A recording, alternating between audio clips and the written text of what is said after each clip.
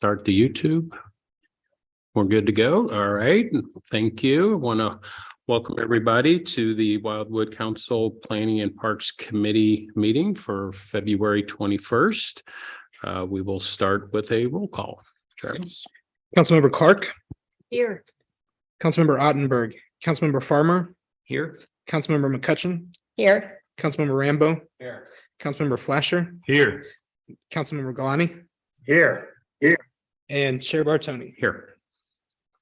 Thank you, everyone. That takes us to the next item on the agenda, the approval of minutes from our January 24th. Any questions or comments on the minutes? If not, I'll entertain a motion to approve, made by Councilmember Farmer, seconded by Councilmember Clark. Any discussion? All those in favor, please say aye. Aye. Any Aye. opposed? Any abstentions? All right, thank you, everyone. Mike, just use the raised hand feature if you would, please, and I'll try to keep an eye out for you. And Sure. if you get anything to say, thank you. The next item on our agenda is the selection of the vice chair for this committee. I want to kind of make sure that we're doing this properly. I know other committees have done this. I haven't watched how they've done this, so I'm probably going to need a little bit of coaching. Well, certainly, Mr. Chair, Mr. Newberry and I will do the best we can to assist. This particular request comes from the mayor and city administrator, as I have been told.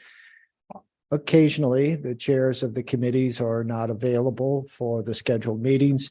And oftentimes what we end up doing is there's a call chain that goes out and ultimately someone's selected, and then at the meeting, a motion second is made to have that person be the acting chair. So the thought was, instead of having that all occur on the day of the meeting and somewhat over the phone or on the floor that night, the decision was made to ask the committees to consider electing a vice chair at the next available meeting, which is tonight for the Planning and Parks Committee. As we have done in the past, nominations would be requested. Nomination would be by first and second, and then you can accept as many nominations, and then the one receiving the most votes is the elected chair. Thank you. That being said, would somebody like to make a nomination? Rob? Yes, I would like to nominate Mr. Farmer for the vice chair. Okay, I'm assuming you will accept that. Okay, do we have a second? Made seconded by Councilmember Flasher. Any other nominations? I guess that's what I do at this point first. Seeing none, do we? Oh, Mike, did you have? No, I was going to second Councilmember Farmer's vote. Oh, gotcha. Okay, thank you. Seeing no other nominations, do we need to do a roll call vote or a voice vote's fine? Voice vote's fine on this, Okay. sir. So all those in favor, please say aye. Aye. Any opposed? Any abstentions? Okay, Mr. Farmer's going to abstain. So it was almost unanimous. Well, thank you for taking on that responsibility. Next item on the agenda is for public input. Do we have anybody?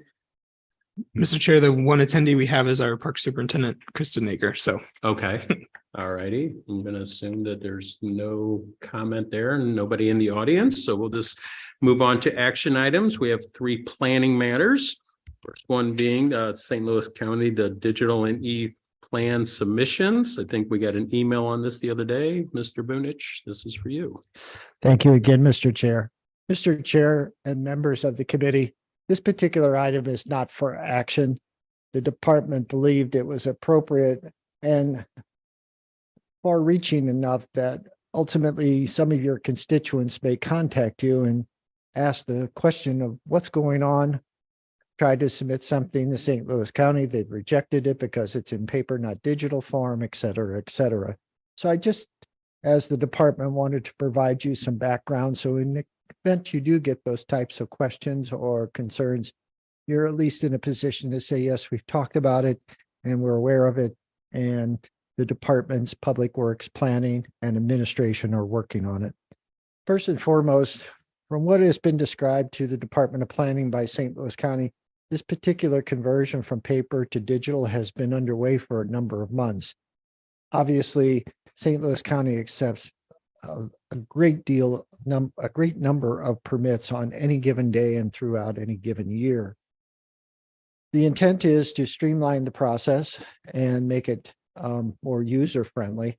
And as with any process that changes after years and years of application, certainly everybody's expecting some issues to arise. The conversion went into effect on February 13th, so approximately a week ago. Prior to that, St. Louis County did not send out any notification of that to individual municipalities that contract with it. But fortunately, the department was able to talk to one of the leadership people at the Department of Transportation and Public Works and got a fairly detailed explanation. The good news is that if you submitted paper prior to that February 13th date, paper is still accepted and everything will be paper unless otherwise wanted by the applicant throughout the process till the permit is issued. Those that submit now must do it in digital. That responsibility falls on the property owner, the resident, the contractor, etc. So from the city's perspective, we are not being asked to convert submittals to the digital form. That's something that happens after our zoning authorization process is completed.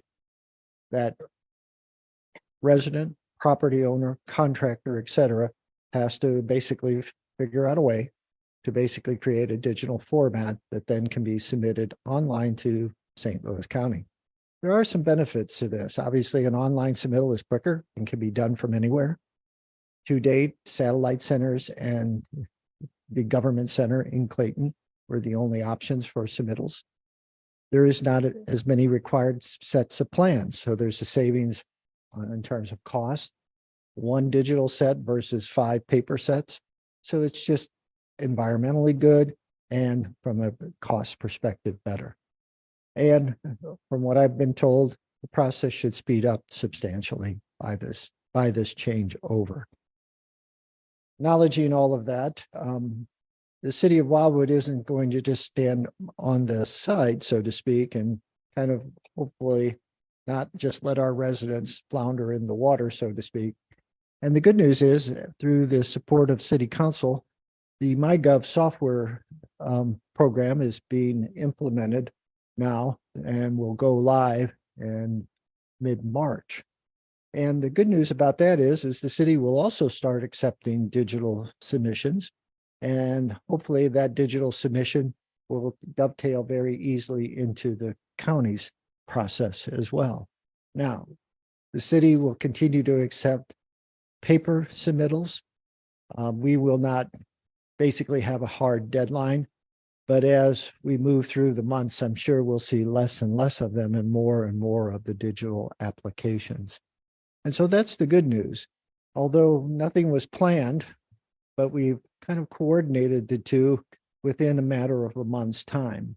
One going to digital on February 13th, and then the city, as was mentioned, and on March 20th. Hopefully all will work well. As part of this, I did provide just information that the St. Louis County has on its website, along with some of the training information that they've placed on their homepage as well. So just so you're aware, it's happening. Hopefully it'll be a smooth transition and you won't get too many calls. But certainly if you do get calls, confident you can answer them very well. But if you need assistance, please don't hesitate to contact the Department of Planning. We'll do the best we can to assist. And again, by March 20th, we hope to have MyGov up and running, and we'll have our own share of problems, I'm sure, but it's a big step forward for both governments, and we hope it's a good step forward for our residents. If there are any questions, the department will be glad to try to answer them now. Thank you. Thank you, Joe. Any questions for the department? Seeing none, thank you for the information. Kind of makes it a little bit more clear for me, that's for sure.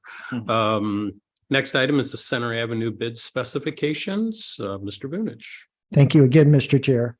Mr. Chair and members of the committee, as you know, back in January, the Department of Planning was able to finally say that All of the quitclaim deeds relating to Center Avenue had finally been collected and signed, notarized, and then ultimately recorded. About that time, we had our first kind of snowstorm or winter event, and we were able to provide services on Center Avenue, which even made it a little bit better. At that meeting, also, the department asked for permission from the committee to proceed to the next step, which is to engage a professional engineering firm to prepare updated plans for Center Avenue. We do have a set of plans, engineered plans, but those plans are no longer applicable for several reasons.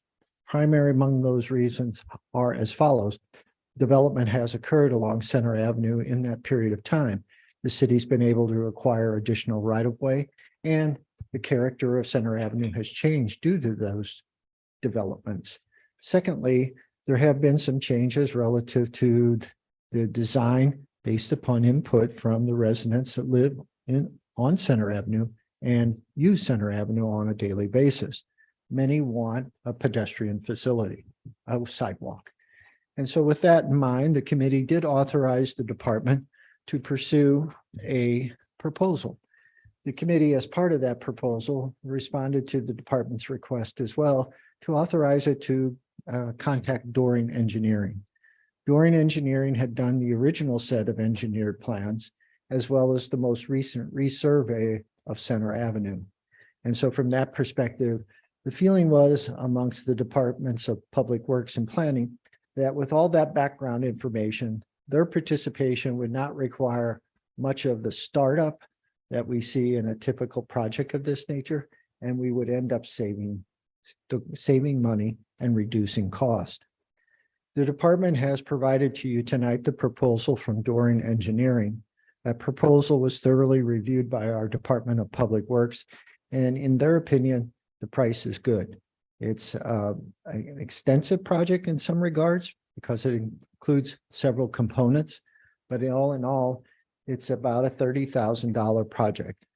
You'll note on the estimate sheet that it says $30,000 without right-of-way, $34,000 with right-of-way. In the context of each of the components of the task, the engineer that prepared the proposal noted that if right-of-way acquisition, easement acquisition, slope acquisition, et cetera, is required, that's with right-of-way. That is extra work, creating individual documents to create the easements, the temporary slope and construction licenses, et cetera.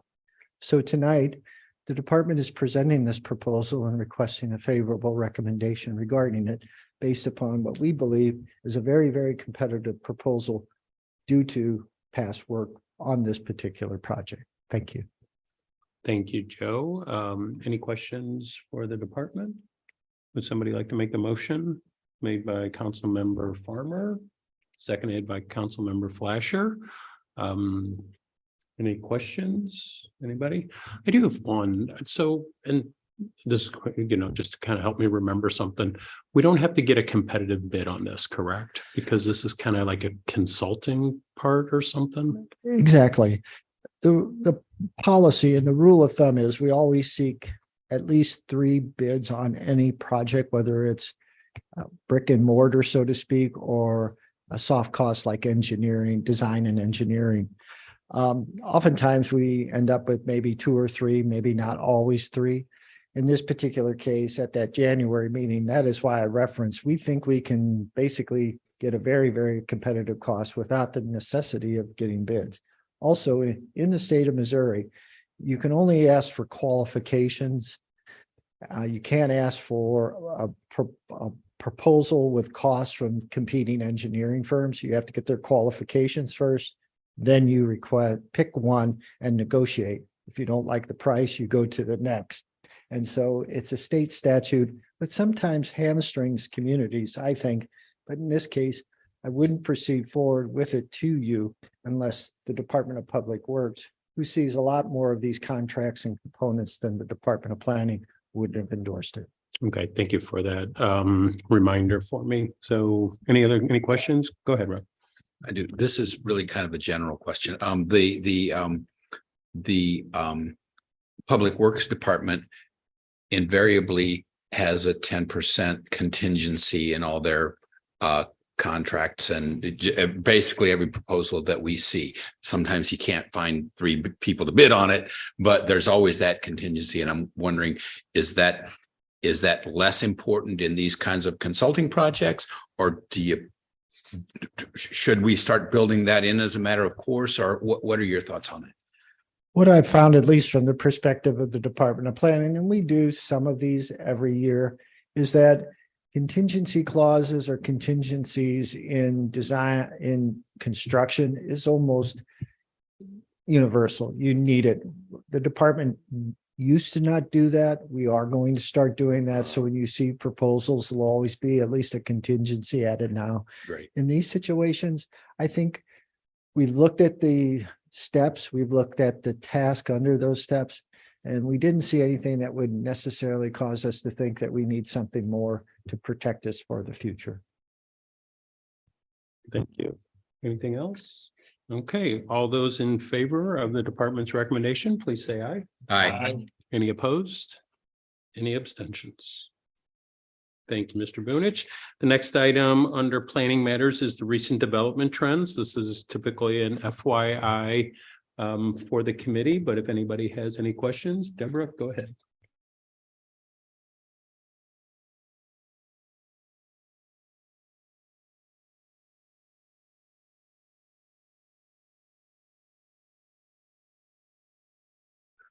Yeah, Mr. Bunich, I'm not sure. If you could latitude. Oh, I'm sorry, latitude. Yes, we've identified it. It's one of the ones, I believe, on the back page. Let me find it for you here. Yes, it's the very last one on the very last page. There you go. Yes, just to kind of give you a brief overview. As you know, Tony Bosworth had brought in a 2-parcel project that was 12 single-family detached dwellings on individual lots. The 2 parcels basically form what I would call the southeast corner of Etherton Road and Crestview Drive. That proposal did not receive favorable action by City Council. Mr. Bosworth, though, stepped back, bought another parcel of ground, and then ultimately bought a 4th parcel of ground and brought in another developer, Benton Homes. That particular project is now 66 attached units that will be in building clusters of 3, 4, and 5 dwellings. At the Development and Zoning Review Committee, it was discovered that all of those will be rental. And so the Development and Zoning Review Committee raised some red flags regarding that component and acknowledged that in certain locations, rentals are certainly can be accommodated, such as what we're looking at maybe at Main Street and Taylor Road.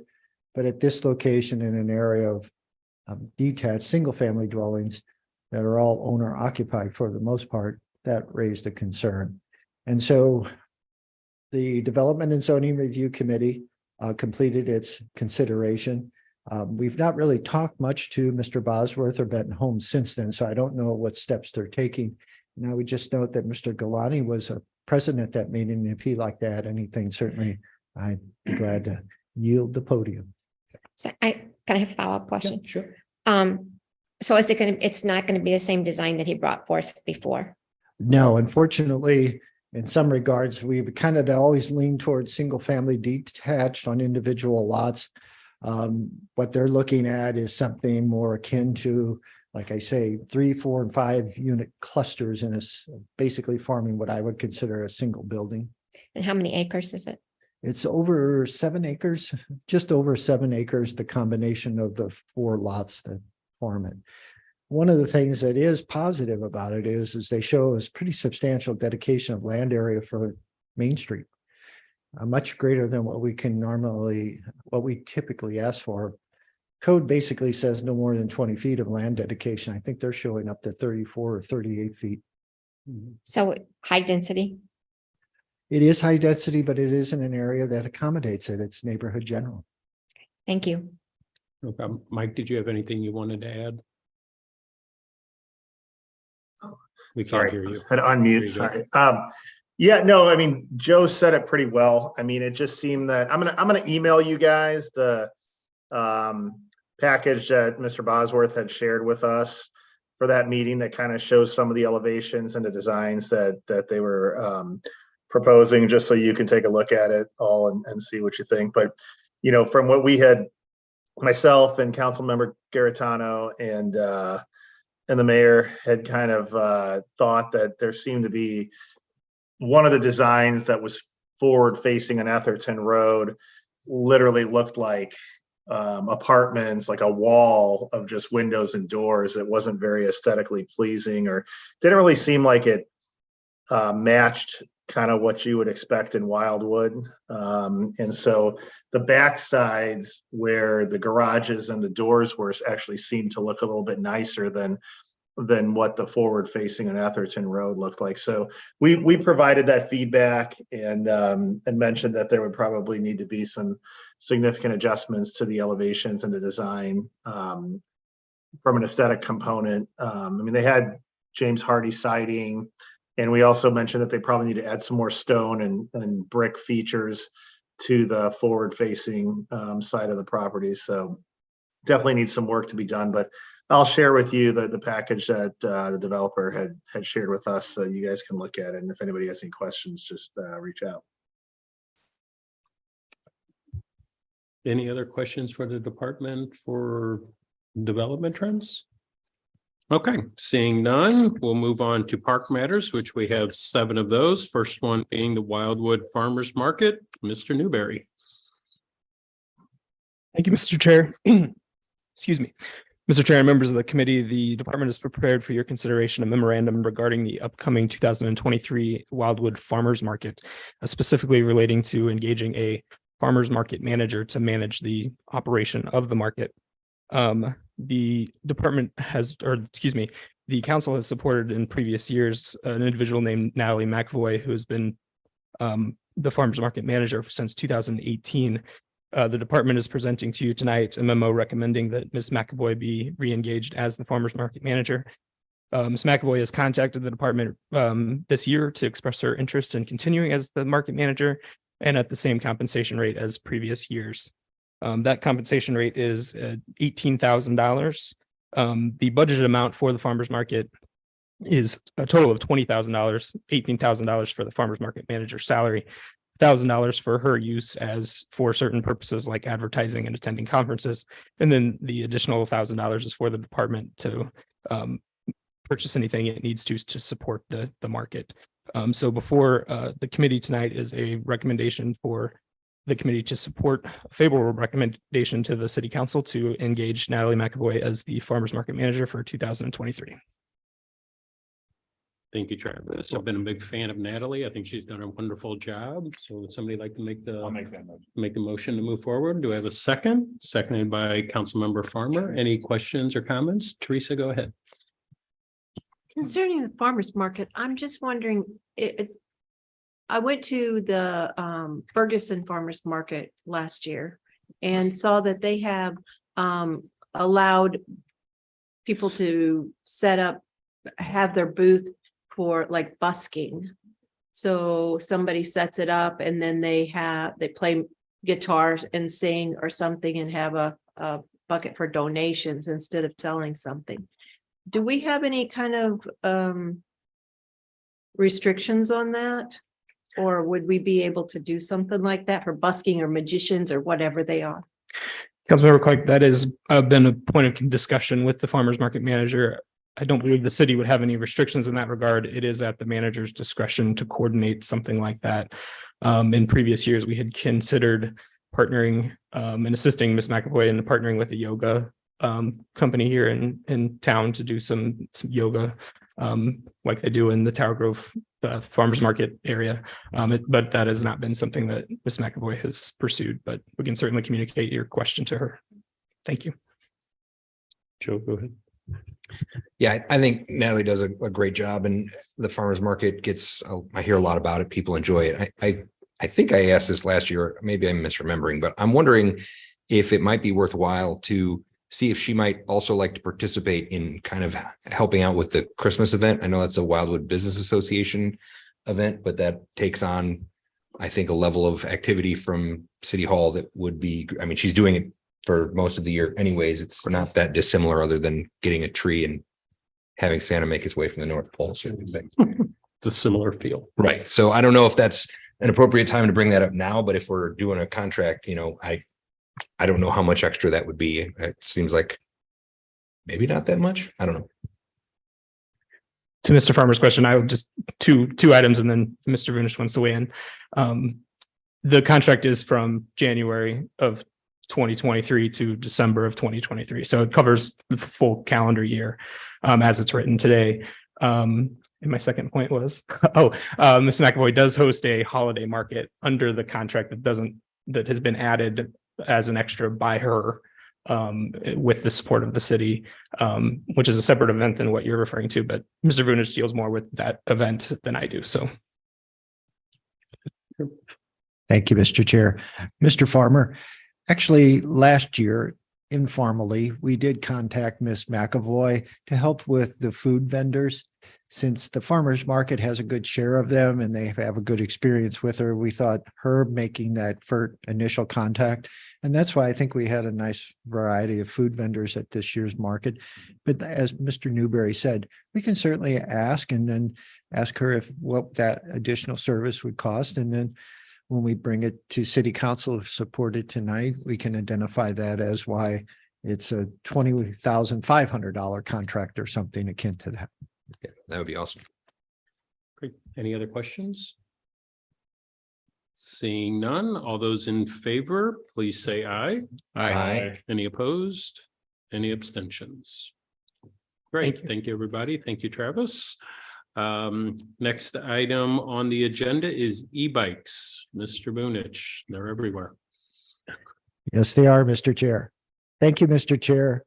Mr. Chair and members of the committee, the department has prepared for your consideration tonight a memorandum with a request.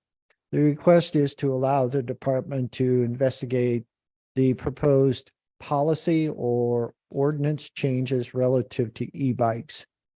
Certainly, as is noted in the memorandum, the intent is not to restrict or prohibit e-bikes on the City of Wildwood's trail network. That is not the case. However, what we're seeing particularly on Zombie East, Zombie West, and Bluffview trail system is e-bikes that, for the most part, require the operator not to pedal at all. In fact, there are no pedals. And ultimately, these types of e-bikes are heavier, faster, and unfortunately do more damage to the trail network itself. This particular item was presented to the department by representatives from Gateway Off-Road Cyclists. They've done a great deal of volunteer work on all of the aforementioned trails and continue to help expand that trail system, as you'll see here shortly on the agenda.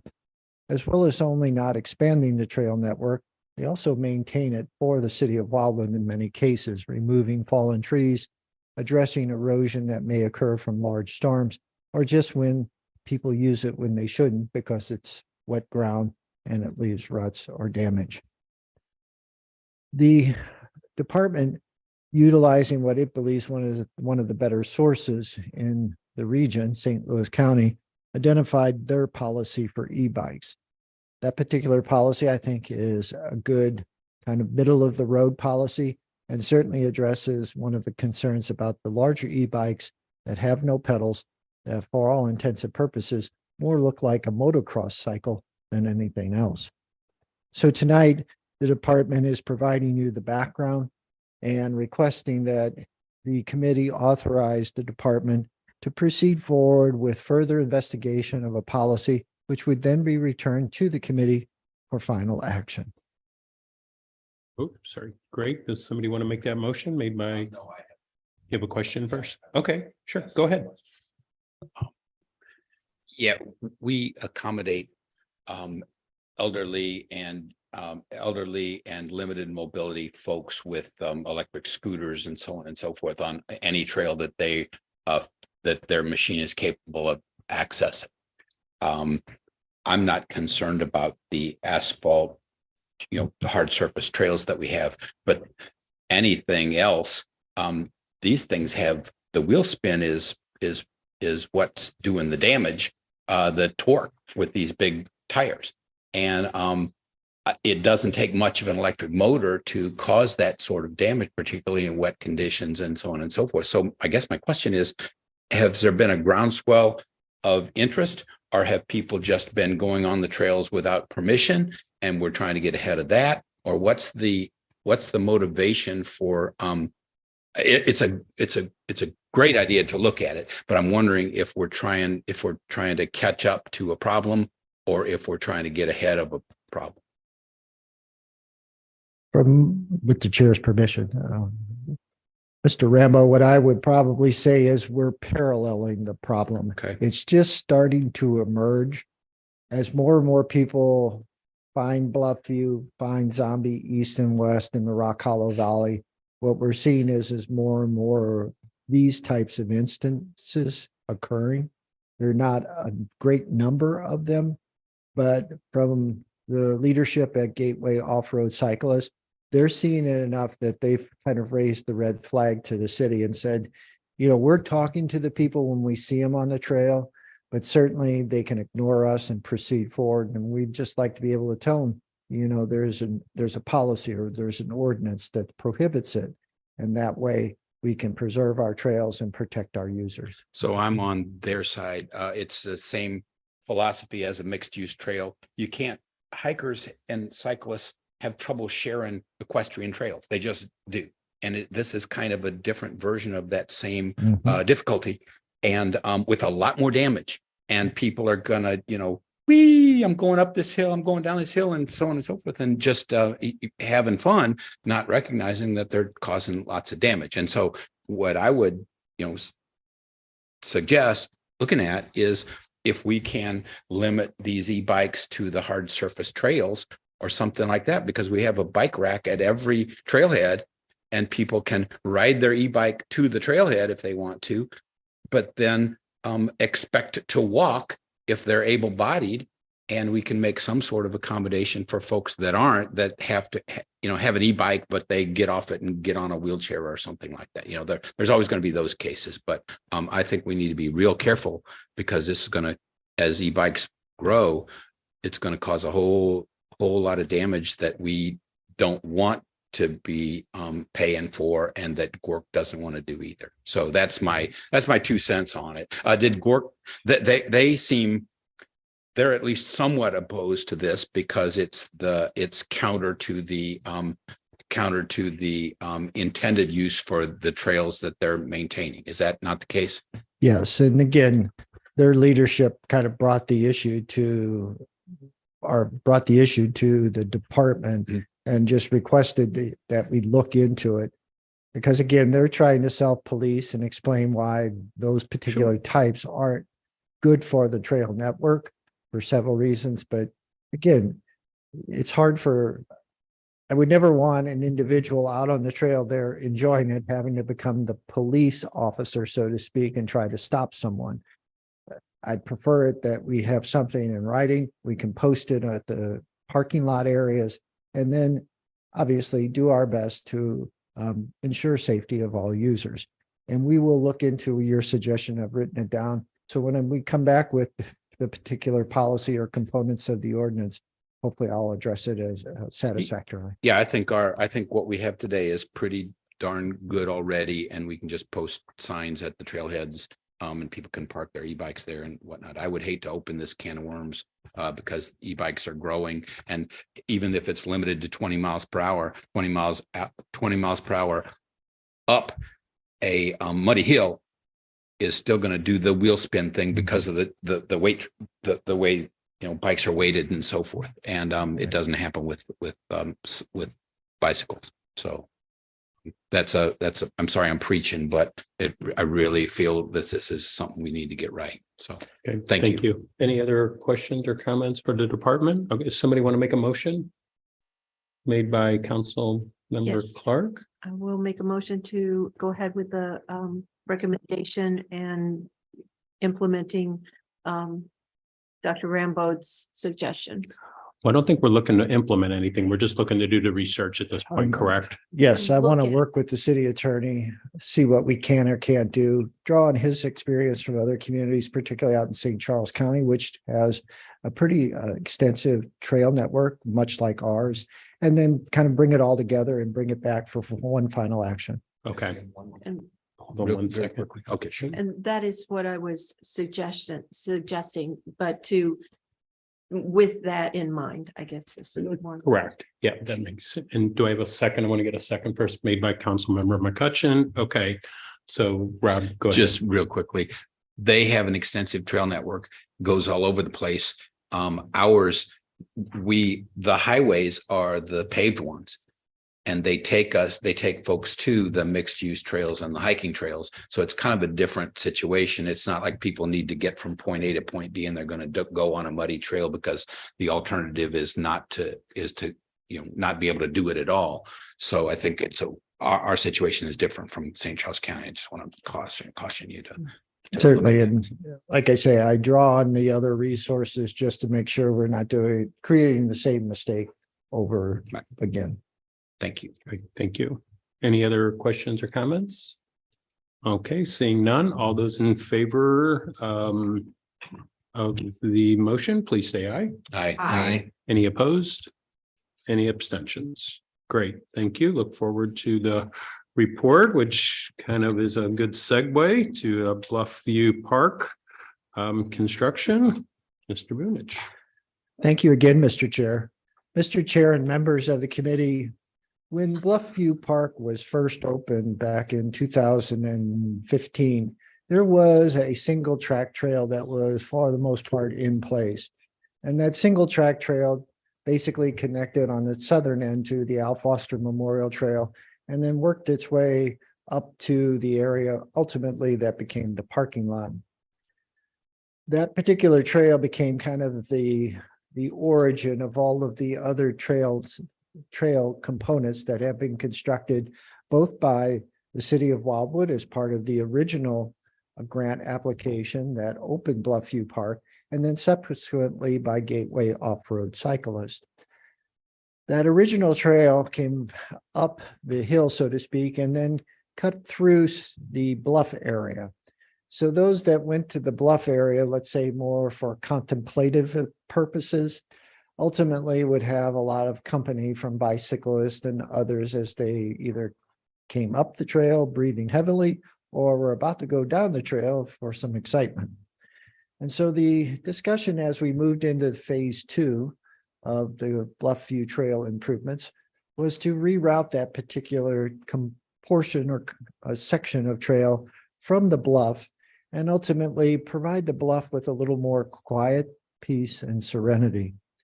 And so tonight, Gork has prepared this particular map, Gateway Off-Road Cyclist, showing that kind of rerouting of the trail from Al Foster Memorial Trail on the southern end up to what is now a very much growing system of trails for all types of bicyclists near the parking lot area.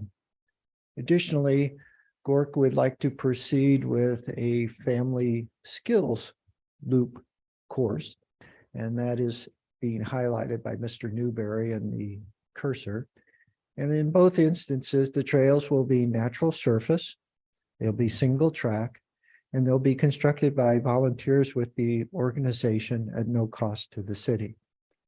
And so tonight, the department is respectfully requesting authorization for it to allow Gateway Off-Road Cyclists to proceed with these two trail construction projects this spring. They would like to get out as early as possible before it gets too warm and before the ticks and chiggers get too bad. And I think the latter of those two is probably not in their future. Great. And the key point there is no cost to the city. There is no cost. They gladly do this and they get a large group of volunteers from their organization. It's pretty amazing what they've done. Yeah, it is. Would somebody like to make the proposal, Deborah? Or do you have a question first? Question. Okay. So the family trail, was this the same area that they made a family trail somewhere else, or is there two family trails, two different projects, or is this just? Single project for the most part, Gork has kind of, at least from the city of Wild's perspective, concentrated or focused in Bluffview Park.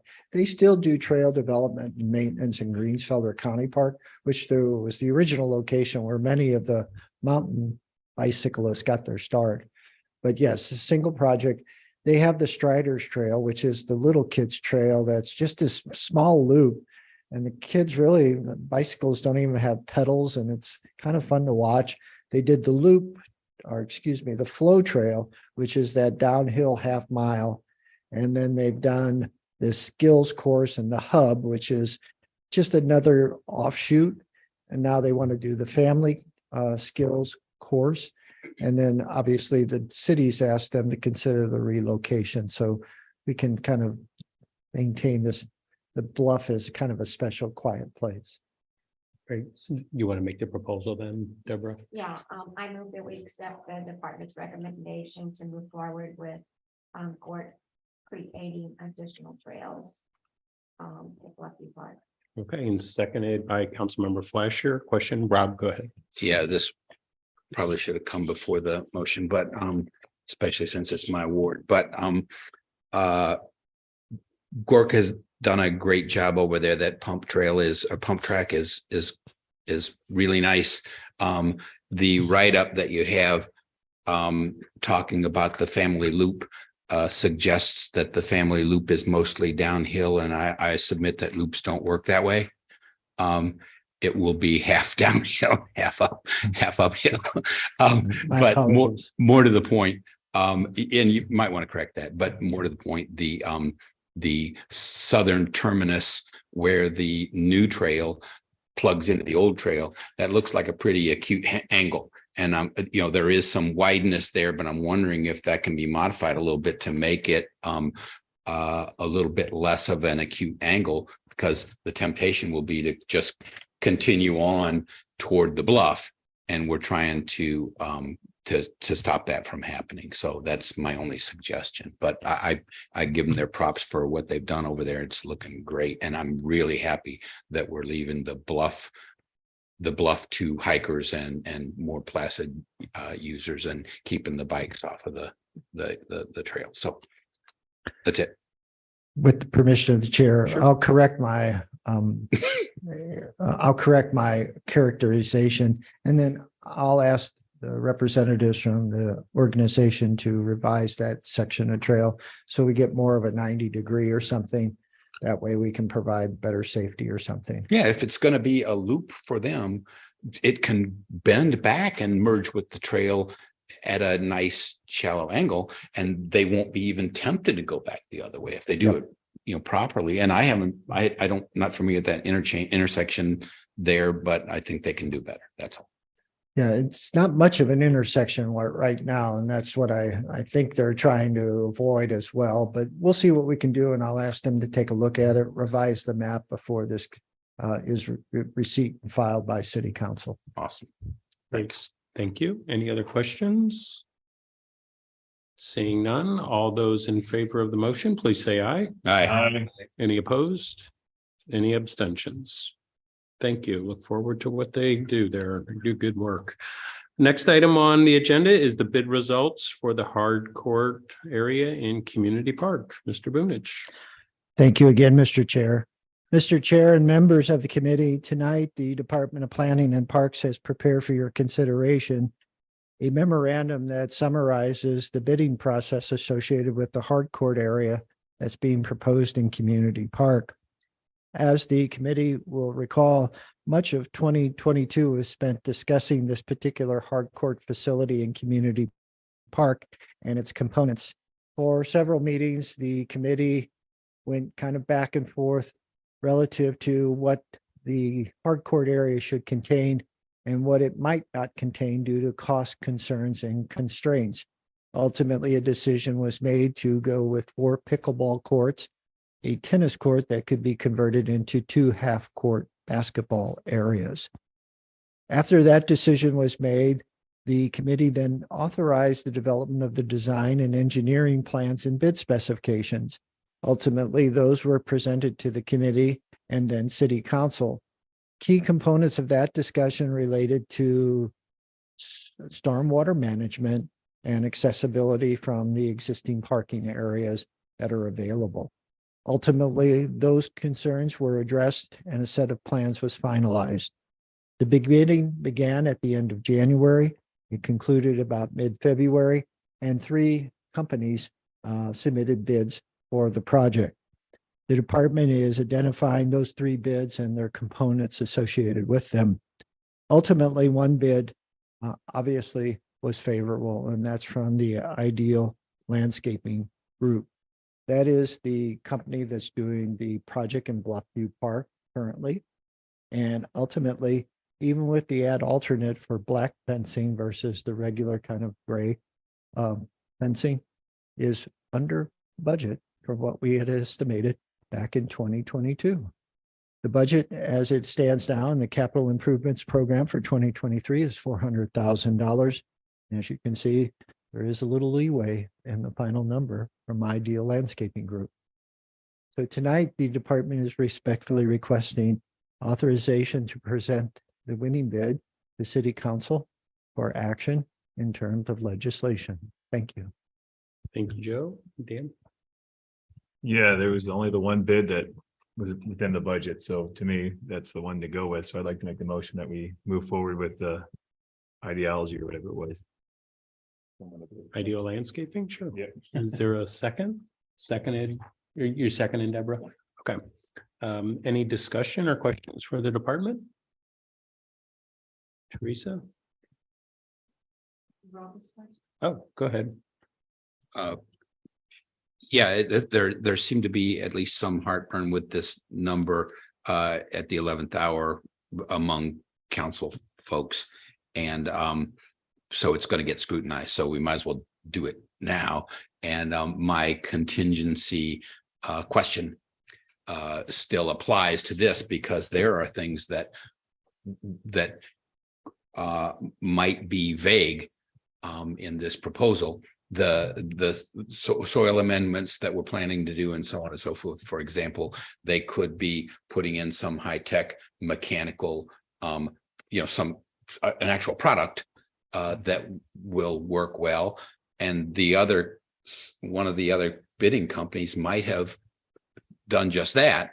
And this company might be planning on just raking up the leaves in Community Park and amending the soil with those are different things. And so hoping that we're comparing apples to apples and that we don't accept this bid without a clear understanding of what products they're suggesting, because that could have a significant impact on the cost all by itself. And then there seem to be cost overruns with all these projects. This is more of a public works project is what I'm getting at. And I don't know that we're approaching the costing and the bidding process in that way. So can you just kind of reassure us a little bit about those questions? Well, certainly the contingency is a component that the department has identified and just spoke to a few items ago on the agenda. From the department's perspective, we do have a little bit of, let's say, a leeway. The bid is about $393. We're at $400,000. So we have an additional $7,000 already budgeted. And certainly from the department's perspective, it may, at the time of presentation, if it finds out something different, request an additional component be added instead of $400,000, $405,000, just to cover that contingency. But at this stage, I'd like to believe that the technical specifications that were a component of the bid specification and plans addressed the consistency component that you referenced. Again, we depend on the plans to create the bid process, and the bidders are obliged to address the plans. If in the end, they basically say, well, we didn't know that that was the item or the material you wanted, that's their problem, not ours. We'll get our specified materials regardless of what they plan on doing. All I recall was amended soils, and that can mean a very expensive product or process, or something that's inexpensive that may not be as effective. And we're worried about that watershed, immediately upstream. We might as well worry about it, there at the part. And now's the time to address that. So. Well, certainly it was a concern when we spoke about it during the preparation of the plans. I will ask the park designer to provide the specifics that was applied and then email those out to you. If you prefer, we can wait and hold this item till the March meeting to get that information to you before you make your decision. I think it's got to get to council, and it's going to be up or down. And I want it to give I want to give it a fair chance of success. And the more questions we clear up in committee, the better off we're going to be. So if you are confident that we specified, there was specificity in the bid spec we put out, then I'm okay with that. I believe there was, but certainly before, if the motion on the floor is approved and before legislation is prepared to engage Ideal Landscaping Group, I can have that information available to you so you can see the specificity that we asked for, at least in terms of the amended soils, because we are doing something that had different opinions, as you recall. Yeah. Todd Wagner of Wagner and Associates wanted maybe something more like greenscape buffers and swales. Right. MSD said, why don't you build a basin? And ultimately, we went with amended soils because it's been utilized in other park settings. The same park designer has developed and done with success. So I'll get you that information. Thank you. That's good. Thanks. Okay, thank you. Teresa, go ahead. I have some of the same concerns, but I'm not as confident as maybe Dr. Rambo is with it. Just looking at it, the $7,000 is just like a 2% contingency. And without something more substantial, up to a 10%, I don't feel comfortable with this because of all of the projects we've had with cost overruns since I've been on the council, at least. And I've been told many times, you have to expect the delays and the bottlenecks in all of the projects that we do that have to do with, changing the land in some way. And I don't think that $7,000 over a span of the 400,000 is enough to make me feel comfortable with it.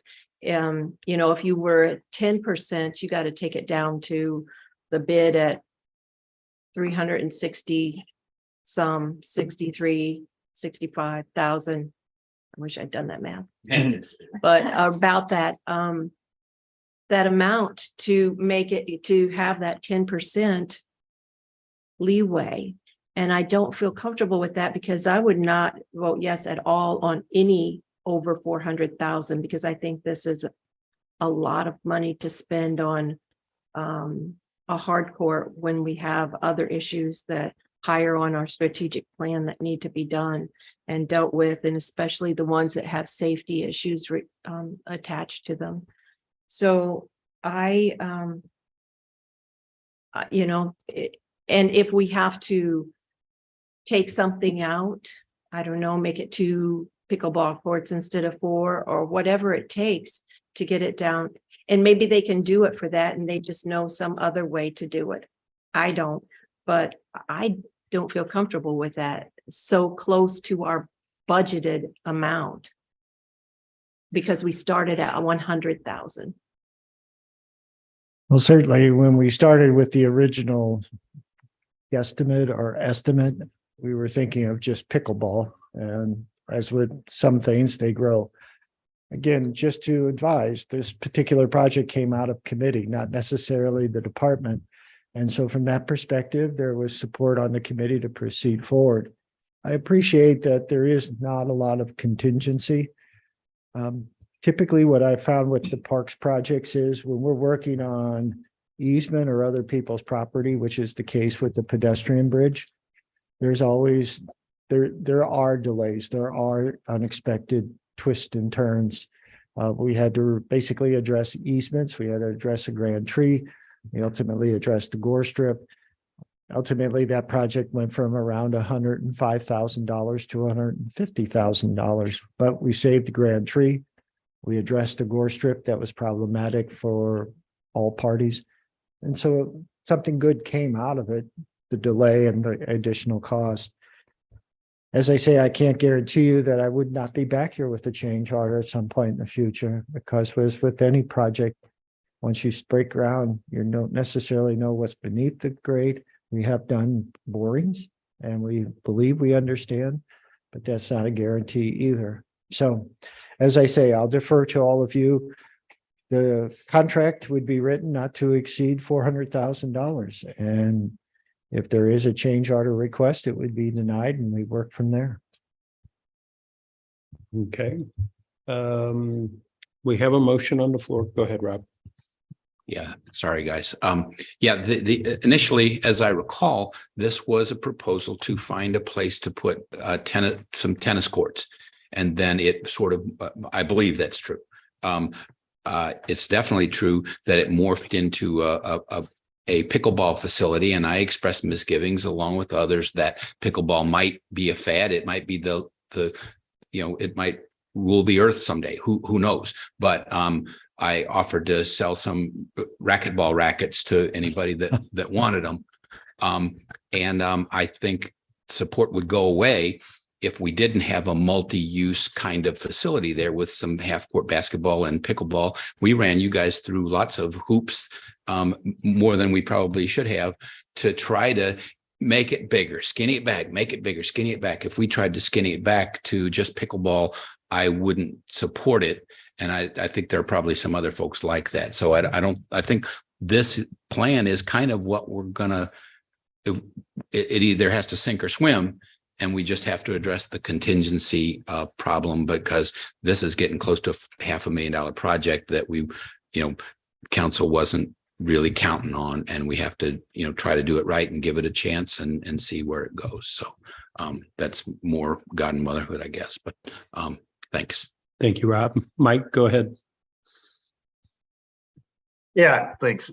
Yeah, I would just like to voice support for the project. I think it's something that, isn't something that we've just come up with recently or kind of throwing up there as a last minute effort to try to get done. This is something we've been talking about for quite some time, even within this committee. And we've gone back on numerous iterations of looking at the different types of, water management and runoff and soils and how the courts were going to be positioned and the type of courts and all the different components that are involved.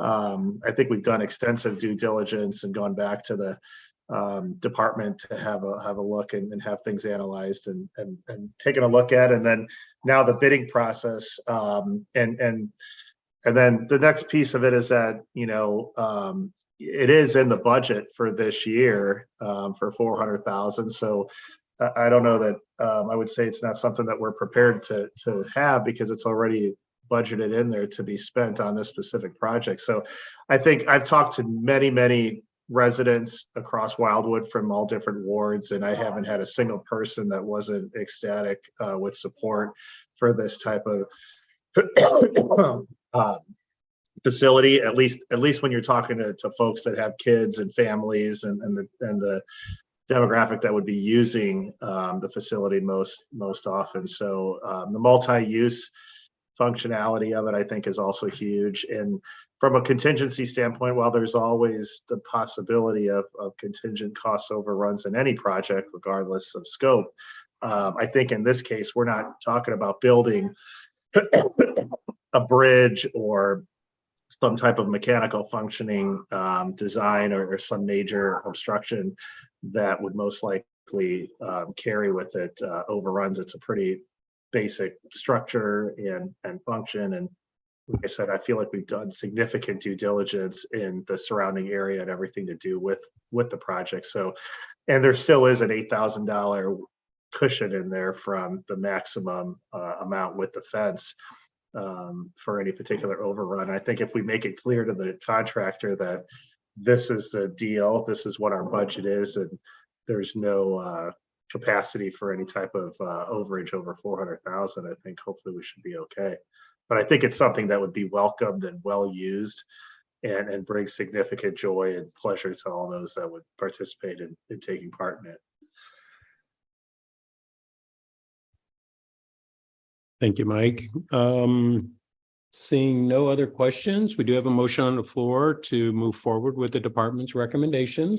All those in favor, please say aye. Aye. Aye. Any opposed? Opposed. We have one opposed, Travis. Any abstentions? Okay, great. Thank you. And that will be before council at our next council meeting. Thank you. Next item on the agenda is the bid proposal for Community Park. Mr. Newberry. Thank you, Mr. Chair. Mr. Chair, and members of the committee, the department is prepared for your consideration a memorandum regarding certain safety enhancement, a bid proposal for certain safety enhancements at Community Park. These safety enhancements are the ADA enhancements and some stop blocks for the path between three locations, the dog park, the parking area, and the playground area. The department has solicited a proposal for this these improvements. It's around $10,200 is the proposal. That again for the additional truncated domes, stop blocks, and then the necessary work that would install those. And the department is seeking the committee's favorable support of this proposal to proceed forward. Thank you. Thank you, Travis. Any questions? Deborah? I don't know if we have any funds left in the community development block grant funds, because I know we use them for senior programming. But A, do we have any funds left? And two, wouldn't, if we did, wouldn't those funds be eligible for this project? We do have funds from past years still unused, but allocated, so to speak, but some of those allocations are for accessibility improvements. So we'll give the Office of Community Development, so it's St. Louis County, a call and see if we could maybe switch around some of the things we've identified with this particular project. I think it would work. Good suggestion. Thank you. Thank you. Any other, Teresa, go ahead. I would just move that we approve the these safety measures as recommended by the department. Okay, do I have a second? Seconded by Councilmember McCutcheon. Any questions or comments? Seeing none, all those in favor, please say aye. Aye. Any opposed? Any abstentions? Thank you, everyone. That takes us to, I'll do these in unison, the next two items, the in-person and virtual recreation programs and the facility reservations. These are once again just typically FYI items, but does anybody have any questions or comments for the department? I'm seeing none. We do not have a executive session on the agenda, so any miscellaneous questions for the department for anybody? Go ahead, Deborah. Yeah. I know we talked about this before, but we don't typically keep the restroom facilities and the faucets on. But the Green Pines Park has a lot of little kids going there. You said you thought it might be something to consider. Can we consider it? We've looked at what it would require in terms of plumbing costs to make that an all-season restroom facility. And my recollection, and I don't have the exact figure, but I can certainly provide it to you. It was very expensive. And so from that perspective, we looked at having a portable restroom facility with a hand sanitizer inside. We just could not find a location where it wouldn't be in position, so to speak, on the two neighbors on either side, having to look at a portable restroom for months on end. But we understand the need there more so than probably some of our other facilities. So let me double check that cost that we had, and then we'll have something maybe on the next agenda. Okay. Thank you. Anything else for anybody? Seeing nothing, I'll take a motion to adjourn. Made by Councilmember Clark, seconded by Councilmember Flasher. This is non-debatable. All those in favor, please say aye. Aye. Any abstentions? Great. Great meeting. Get out of here early, get the department home a little earlier than normal. So thank you, everyone.